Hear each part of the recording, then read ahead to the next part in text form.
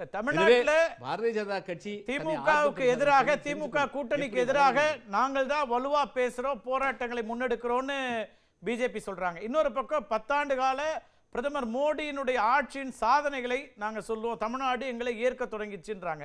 இது ரெண்டையும் நீங்க மறுக்க முடியுமா? என்ன சாதனை ஒண்ணுன்னா சொல்லுங்க பார்க்கலாம். தமிழ்நாட்டுக்கு வந்து அவர்கள் செய்திருக்கக்கூடிய ஒரு திட்டத்தை சொல்லுங்க பார்க்கலாம். உருப்படியா மத்திய அரசு பேசப்படக்கூடிய மத்திய அரசுடைய ஒரு திட்டத்தை சொல்லுங்க.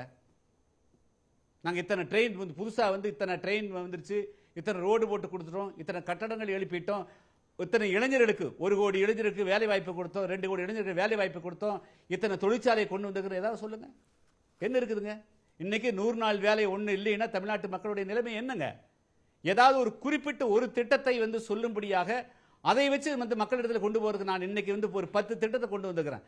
இந்த தென் மாவட்டத்தில், தூத்துக்குடி மாவட்டத்தில் வேலை இல்லை, தென்காசியில் வேலை இல்லை, விருதுநகரில் வேலை இல்லை, இவங்களுக்காக இவ்வளவு பெரிய ஒரு 10,000 பேர் 20,000 பேருக்கு வந்து நாங்கள் 2009 நான் கொண்டு வந்தேன், 2010 இதை கொண்டு வந்தேன், 14 இதை கொண்டு வந்தேன் அப்படின்னு சொல்றதுக்கு என்னங்க இருக்குது? ஒண்ணுமே இல்லை.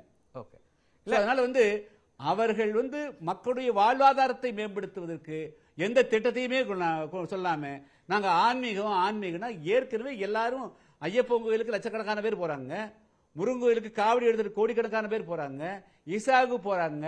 அதனால கோயிலுக்கு போகாதவங்க யாருமே கிடையாது. எல்லாரும் 90% பேர், அதாவது பெரிய கோயிலுக்கு போகாட்டியும் கூட அவங்களுடைய குடும்ப கோயிலுக்கு, அவங்களுடைய சாதாரண தெய்வ வழிபாட்டுக்கு போகத்தான் செய்யறாங்க.